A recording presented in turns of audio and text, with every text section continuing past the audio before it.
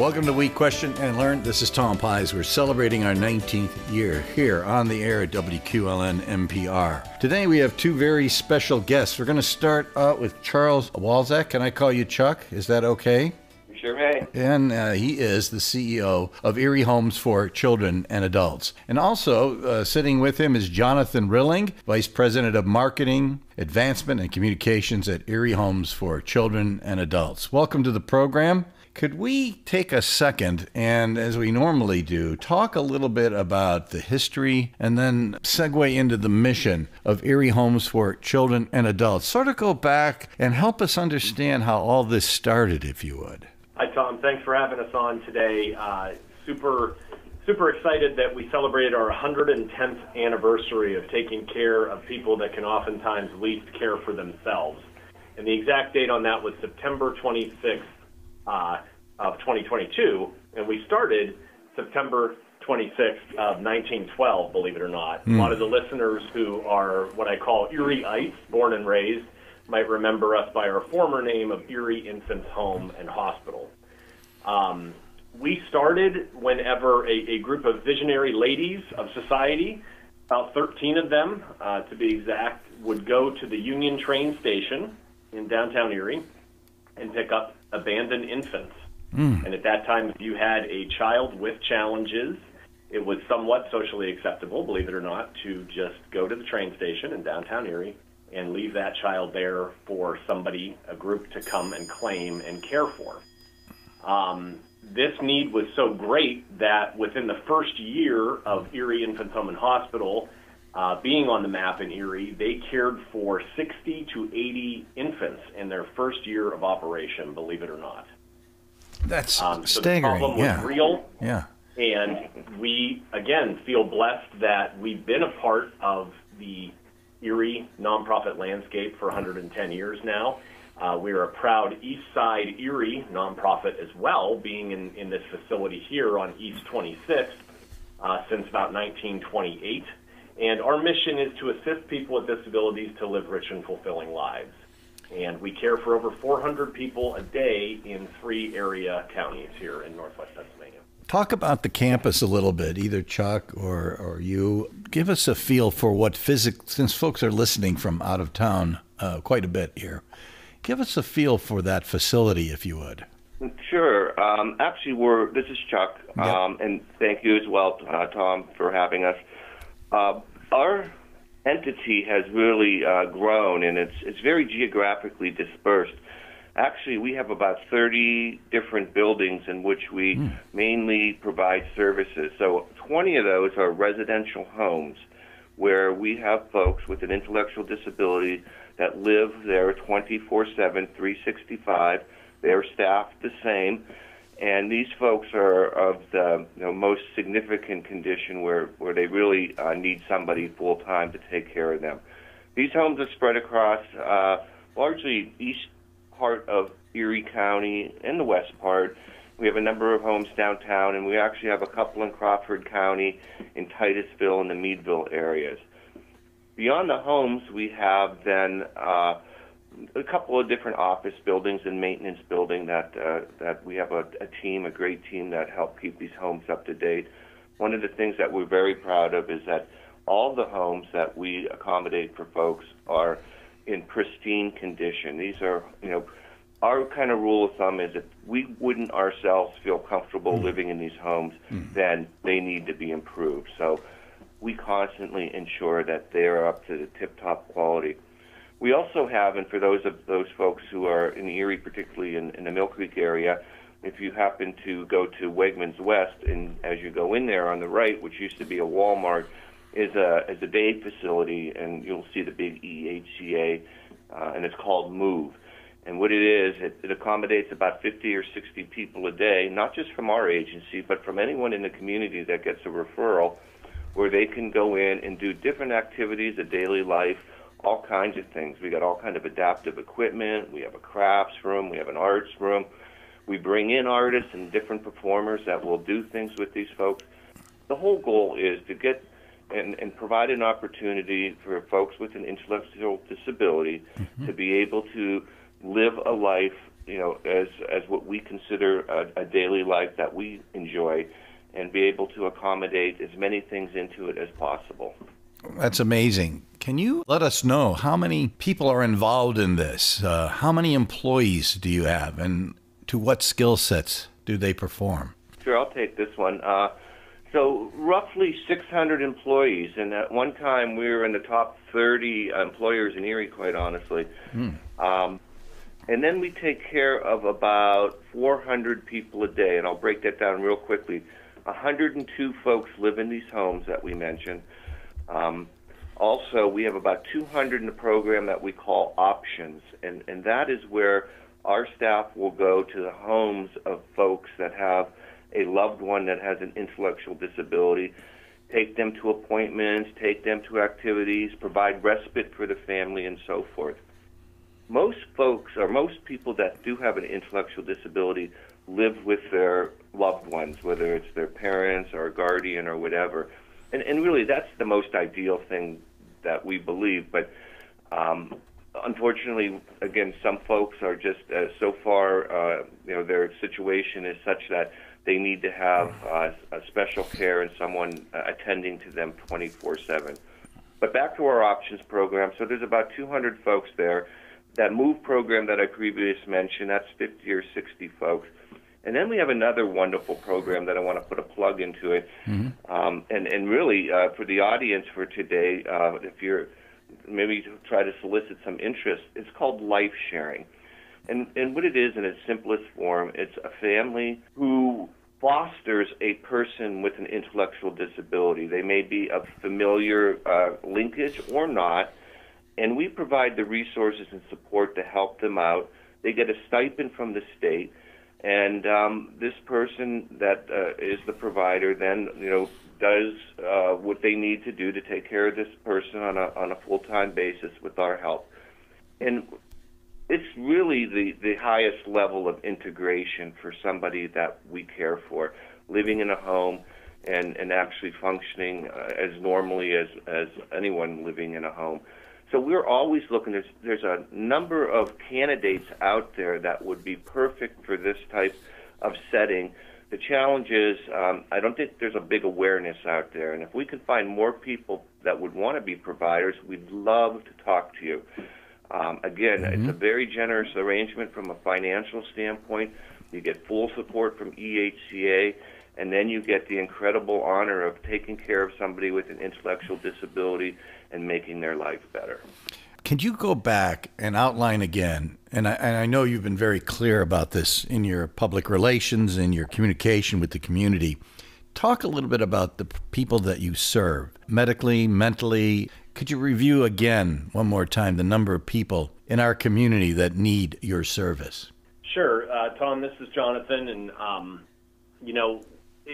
we're often asked, what separates us from our other service providers in town, and that basically said is that we care for people that are complex, medically involved, medically fragile individuals. So that means not only do they have the intellectual developmental disabilities diagnosis, but they also have a myriad of health complications on top of that.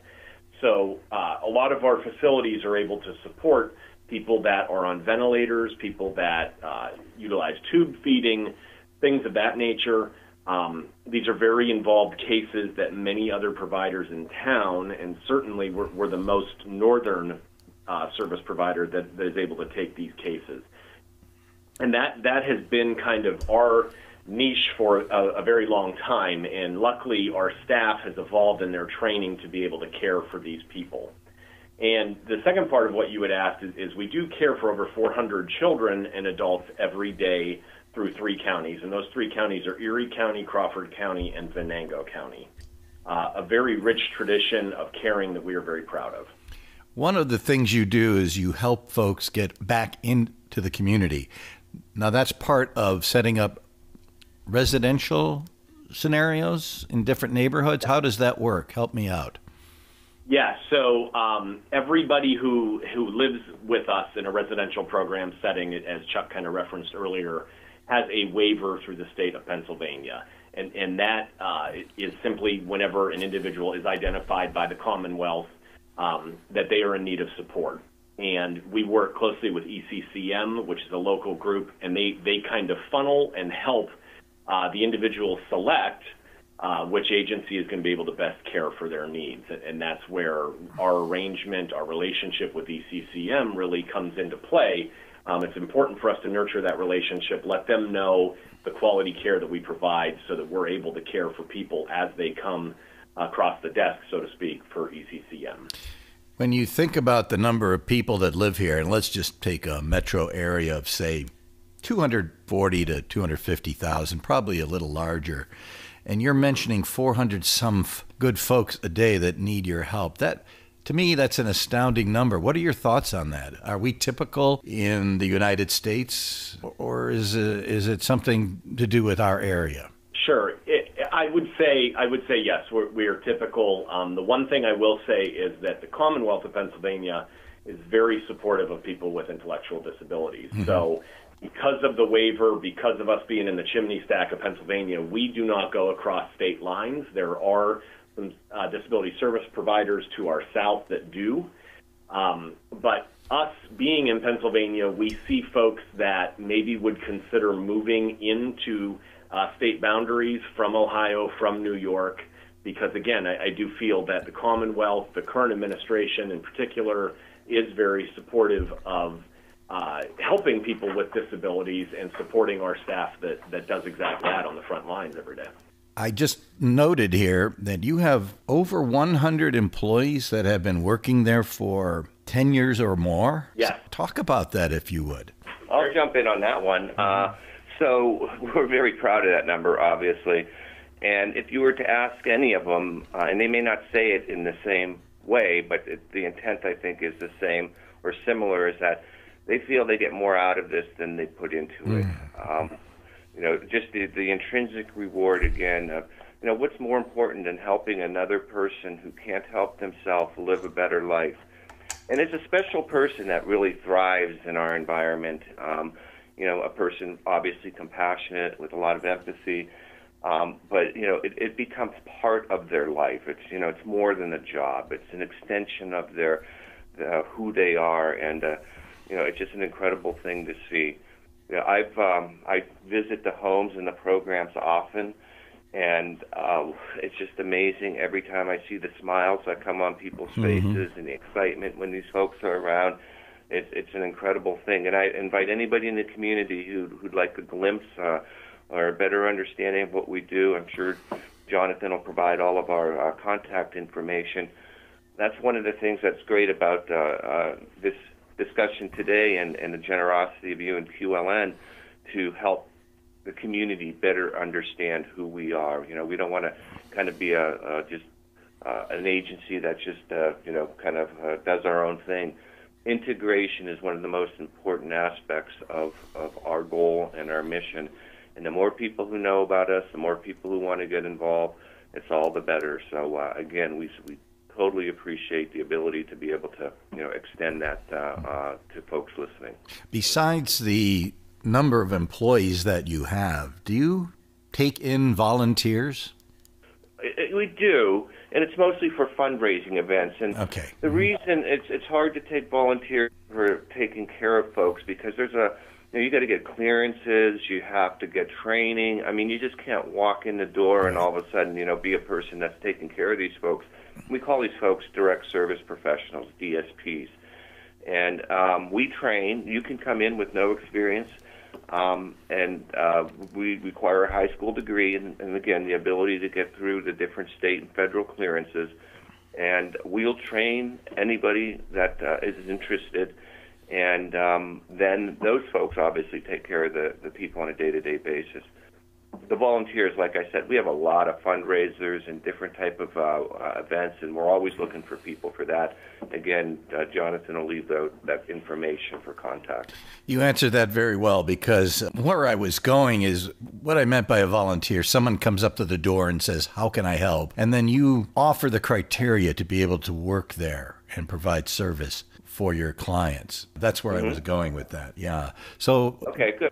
Where else I was going with that is your staff is highly qualified. Many of them have been there for 10 years or more. It's not an easy task. It's probably not easy to get that job either. What are your thoughts on that?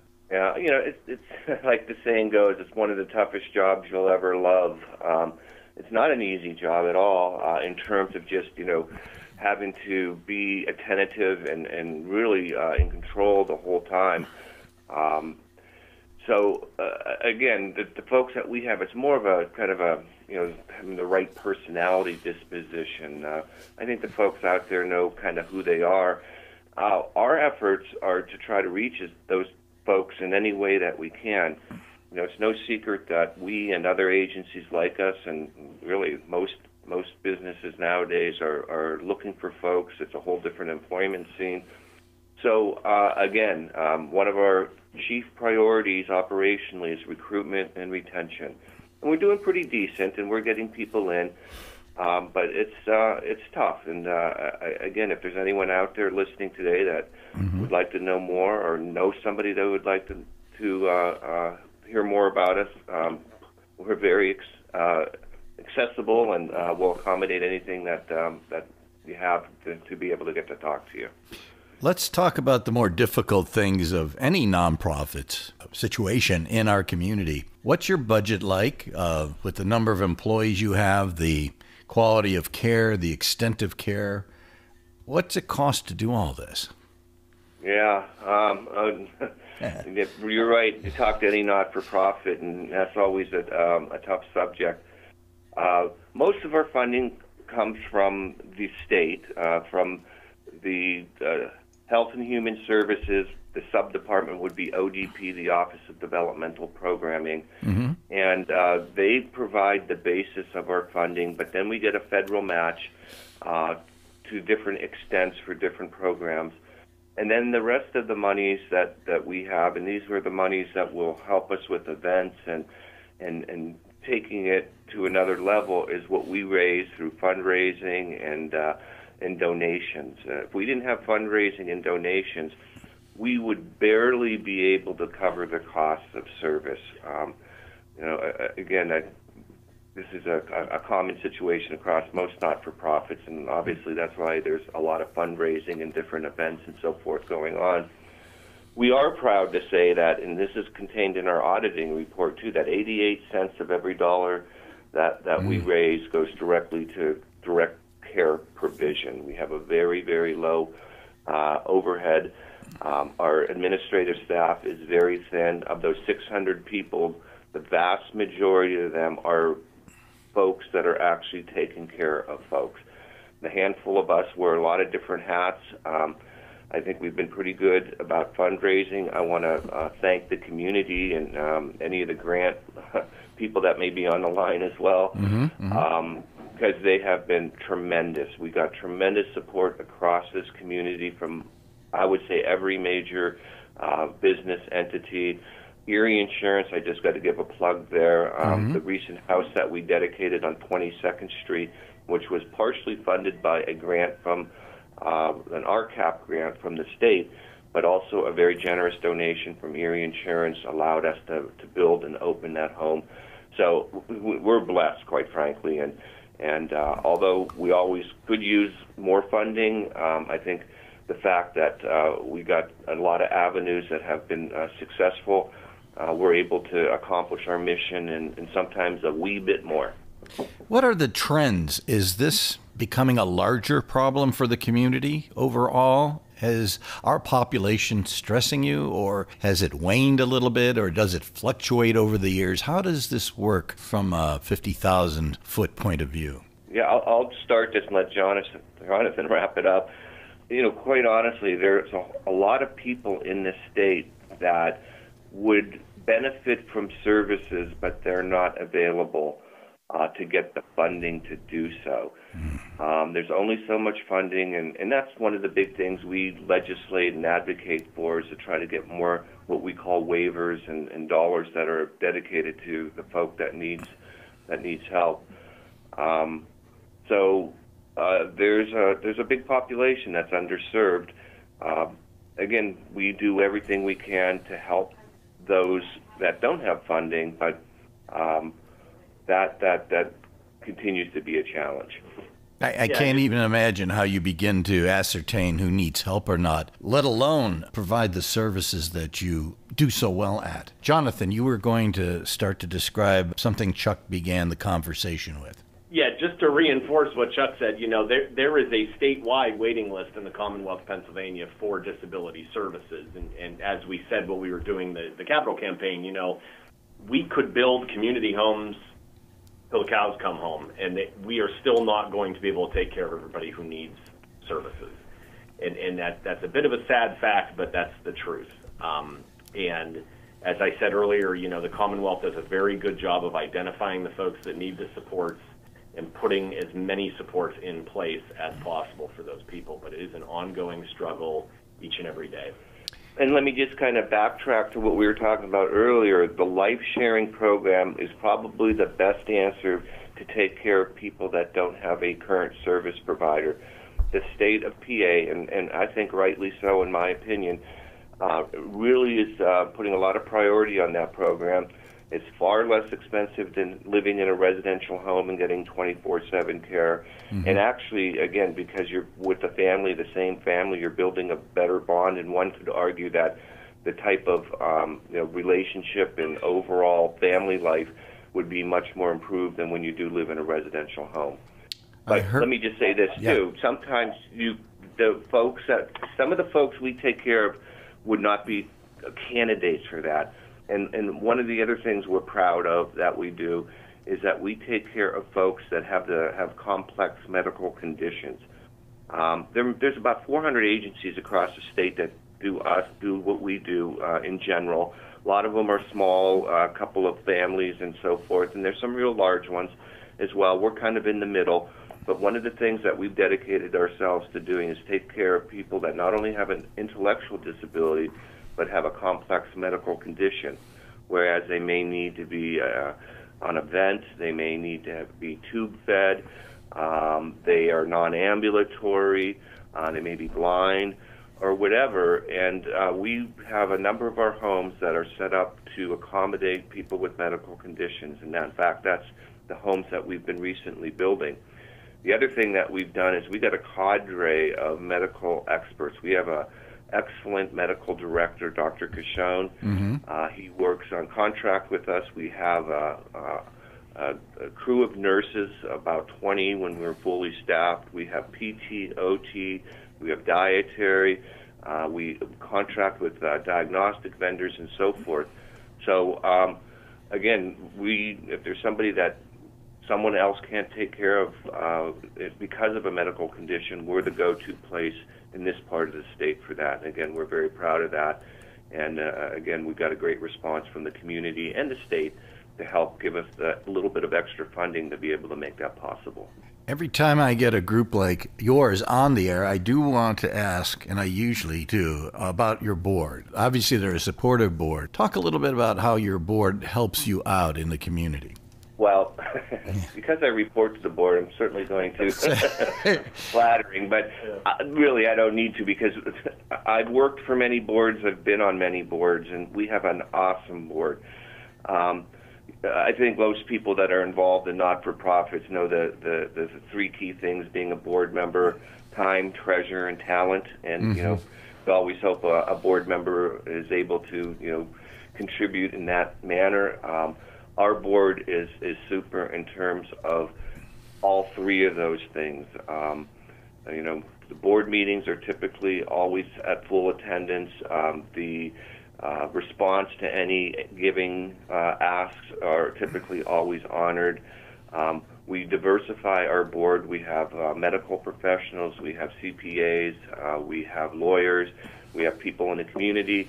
We're always looking for folks that potentially work or have someone with ID in their life. But our board is very supportive of basically the direction that we go, and they honor the kind of the adage of knowing what governance is and what operations is, and it's a great relationship. And for any board member out there, thank you so much for what you do. I think everyone knows, or if they don't, is that board members of not-for-profit entities are not compensated. Right. And they do this on their own time. It's voluntary, and we appreciate the time and the effort and the energy they put in to make this place that it is. I always ask about the board because it's always a lesson in life to some.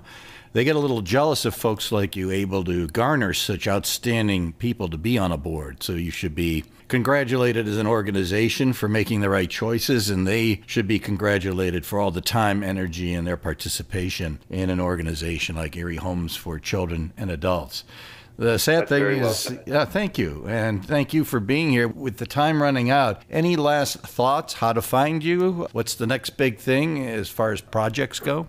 Sure. So I'll just go off of a little bit of what, Chuck was thanking the board, thanking those that have made investments into our agency, and certainly I echo that. I also just want to thank the Erie community for supporting our people that are served by our mission.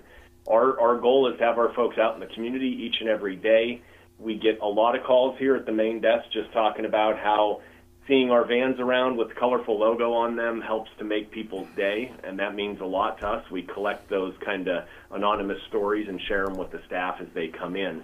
But everything we talked about, if you are interested in taking next steps, we are easily accessed through ehca.org, and also our 800 number, 844-454-EHCA.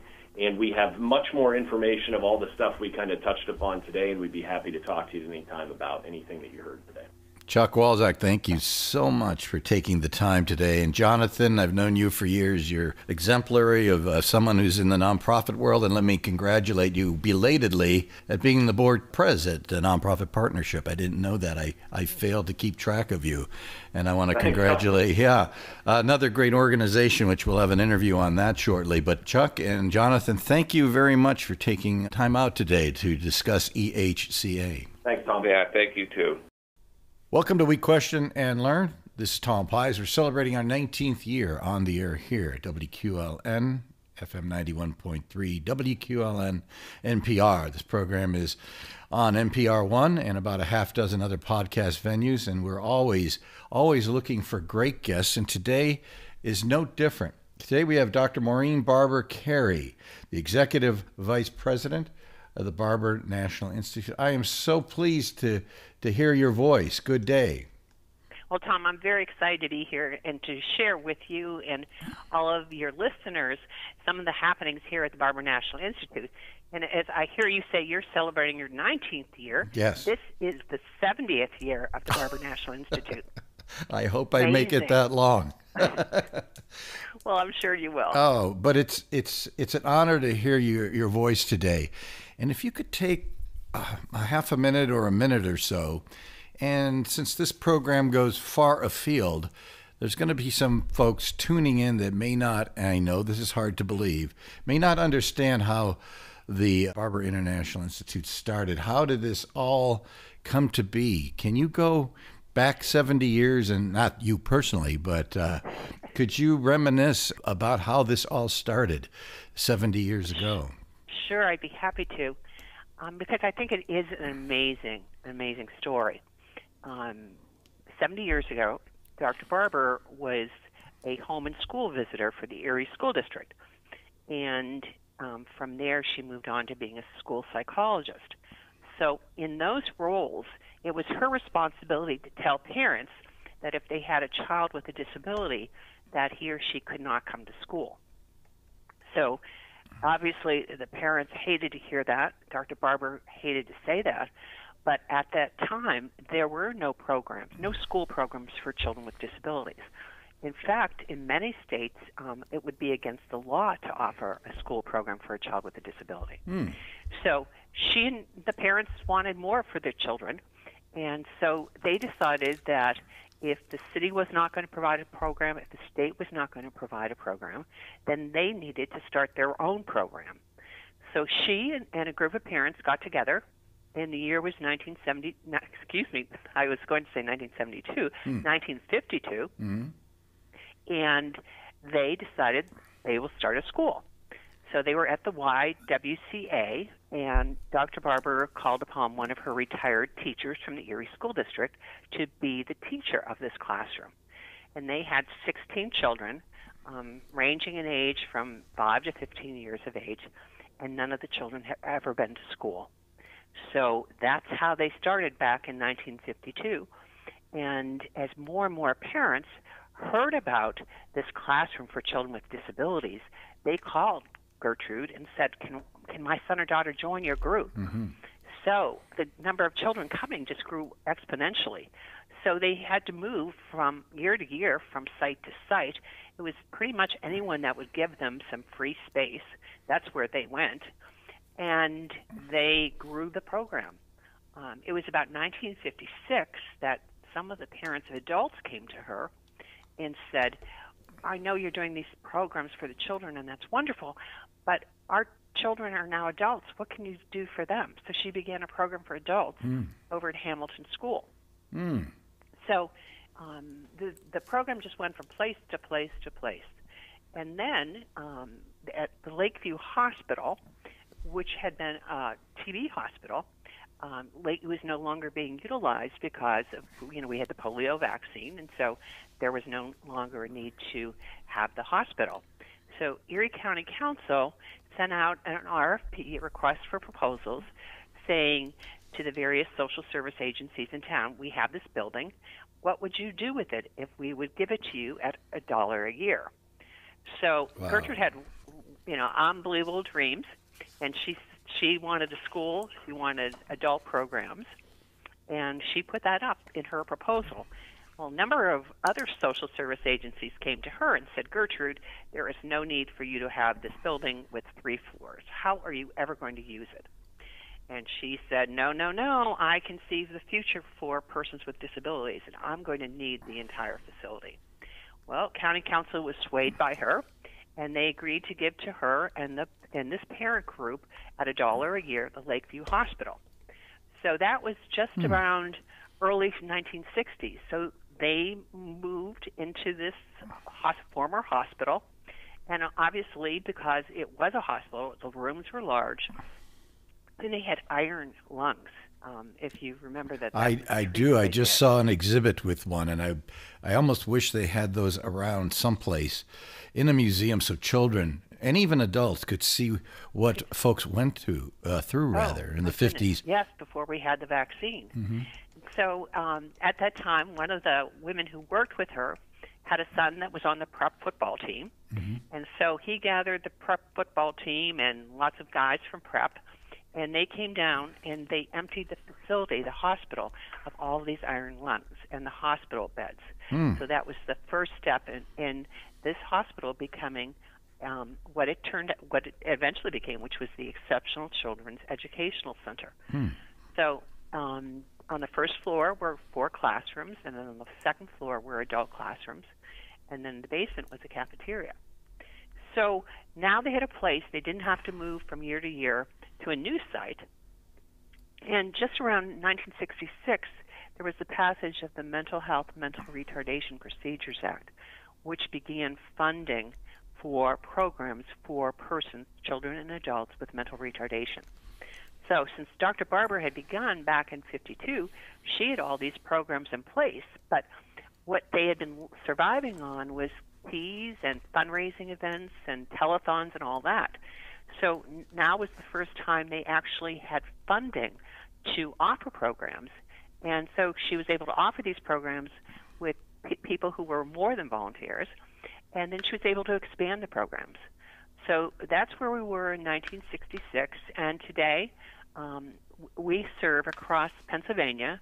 So we're in, obviously Erie is our main headquarters, but we're in Erie, Pittsburgh, Philadelphia, in Warren, and a few other areas. We serve about 6,000 people on a daily basis, children, adults, and their families. And we have about 3,000 staff who work with the children and the adults. Oh, my gosh. So today, I didn't realize that. Yeah, today we have children that would be a newborn infant in our early intervention program for babies. And we have adults who would be living in our group homes, who work attending a senior program, who might be 85 years of age. So we run the whole gamut. We serve children, adults. We have children with intellectual disabilities, children with autism, children with multiple disabilities. We serve children with mental health issues. We serve adults, again, with intellectual disabilities, physical disabilities, pretty much all aspects of the disability world receive services here. And we also provide evaluations. So many times we get a call from a parent saying, I'm thinking that my child may have autism. Could you provide an evaluation? And we're able to do evaluations like that. So we hope to think that we are a service provider to whom a parent can come and in one facility or one locale get all the services they need for their son or daughter. So that our mission is to make dreams come true for children and adults with disabilities. And so that's what we do day in and day out, 365 days of the year. Starting back in 52 from that one classroom at the Y. That's a quick synopsis of our history. I will say it is a quick one because your reach and efforts are actually, in my mind, much greater than that. And if I could just go back to the one statement you made, that someone thought you couldn't fill up 3 floors. And then right. it hit me that you did. And now we look at the community today in Northwest Pennsylvania, and you have 3,000 employees. If I could ask the question, what percentage of the community is in need of your services? It seems that it's a big number relative to the number of people that live here, or is this the same all over the country? Well, let me first correct. We have 3,000 employees across Pennsylvania. Yes. So it would be more about 1,800 in Erie County. Mm-hmm. In terms of people in need of services, well, I would look at the national statistics for children with autism, and we've been told that 1 in 44 children have autism. Mm-hmm. So if you think of that, you think of the number of children throughout Erie County or throughout Pennsylvania, that is the number of children who are in need of services. So the numbers are large. And I think that because of the scope of our services, both servicing children and adults with autism, with intellectual disabilities, with mental health challenges, and then children and adults with a multitude of disabilities, there are many persons in need, and I think that that's why we're here, is to meet those needs. Are you able to catch everyone? That's a bad phrase to use, but what I'm saying, are you able to, or are you aware of there being more folks in need of your services than what you adequately do now? I think there are more persons, more children and adults in need of our services. I think that because we're fairly close to some rural areas in Pennsylvania, the level or the amount of services in those areas is certainly much smaller than what we have in Erie. I think we take for granted some of the services we have here. Mm-hmm. So when I think of children, in our school we serve children from 24 school districts. So you think that those are children who might be traveling here for an hour and a half a day to come to school. And so who those children are children from the rural areas. So that there are schools that don't have sufficient numbers to warrant a classroom, or they don't have sufficient staff with the expertise to meet the needs of these children. So I think the need is great. We're always out there, looking for additional funding so we can continue to offer the highest quality of services that we currently do. But the need certainly is great. With that said, here's the tough question. What is your budget like? Oh, for the entire organization? Yes. Or the entire, it's up in the higher, it's close to like $90 million. Right. But you keep in mind that's servicing probably, as I said, 6,000 children and adults. And the need is obviously there. You are doing a great job servicing the membership, so to speak, your constituents, so to speak, adequately. Is there any stress right now with the economy? And before we got on the air here, you mentioned some issues with COVID. What are your main stresses right now? Where could you use some help? Well, we all know what the inflation rate is. I think 7.7% is the last I read. Mm-hmm. Unfortunately, the reimbursement for our services has not matched what the inflation rate is. So what I'm saying is, so that if we get $10 for a given service, it didn't go up 7% to keep in mind with inflation. So, we certainly have our 85% of the reimbursement we receive goes to our staff to pay for their salaries. So since the inflation's gone up, we have not been able to as dramatically increase our wages for our staff. So that is a significant challenge. In some of our programs, we're being reimbursed at the same level as we were reimbursed 10 years ago. So that's reimbursement is a significant issue.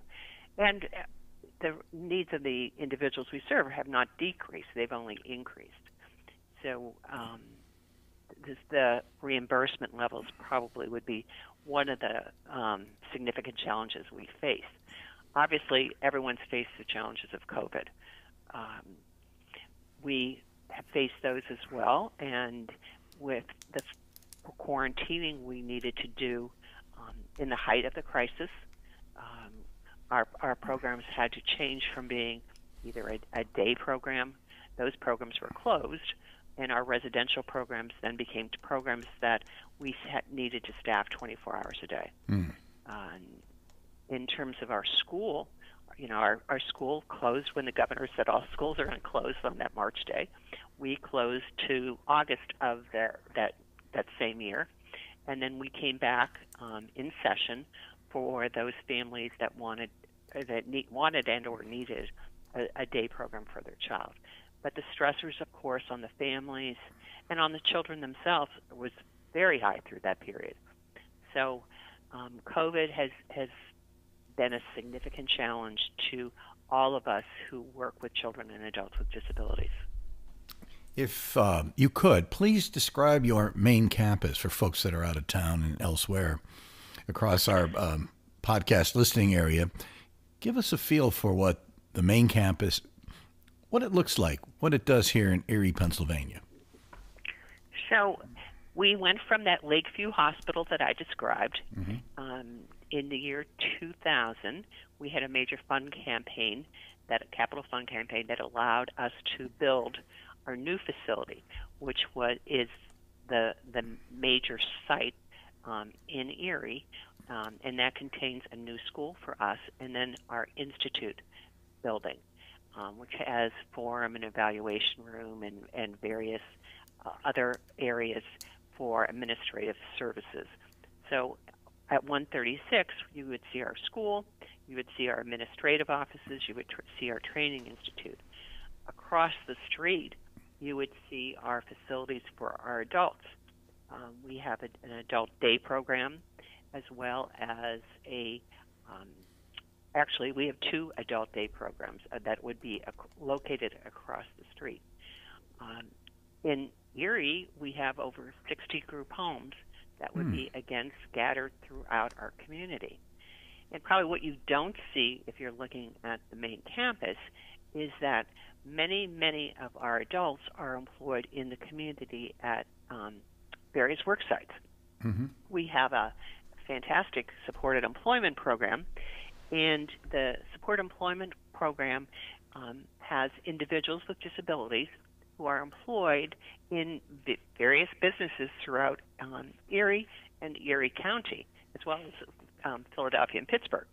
So, I mean, some of the businesses or the agencies that we work with who have adults from the BNI who are in jobs are Country Fair, AHN St. Vincent's, Tops, Onex, Port Erie Plastics, Industrial Sales and Manufacturing, Bellows Grocery Store. So we have, and that's just a small smattering of the businesses that have adults with disabilities employed. Just this past year, we have 35 new businesses who have taken on hiring a person with a disability as part of their workforce. And what's great about that is that, our adults are really committed to working. They have a fantastic work ethic. They have low turnover rates. They're very honest. They're loyal. And many of them excel on repetitive tasks. So we're always very, very interested in talking to our local businesses about how we could work and collaborate together to perhaps find positions, find jobs for persons with disabilities within their business. When we find a person a job, there is a job match, and we make sure that the person who's coming to them, the person with a disability, is interested in the job, has the skills to do the job. And then we provide a job coach who works right on site at any of those businesses with that individual until they get to really learn the job and know how to do the job very, very well. And after that, the job coach will come back and check in with the employer to see if there are any needs, how we can continue to support that person. So it's a great program, and we always are trying to get the word out about that program because we like to see our adults with disabilities employed in the community because it's definitely a win-win situation, a win for the adults and a win for the employer because they now have a great employee with a wonderful work ethic, and I would bet that person probably would be with them 10 years later because they really enjoy their job. That's fantastic. Could we direct folks to your website? How can they find you? Sure. The best to go to www.barberinstitute.org, and you'll see programs for children, programs for adults, everything that we have to offer, as well as to learn about some new things that we have going on, one of which is our pool renovation project. We have a pool that was built in 1979. It has a movable floor. It comes right up level with the floor so that a person who struggles with mobility is able to get in the pool. And if they're wheelchair bound, we have special wheelchairs that wheel right into the pool.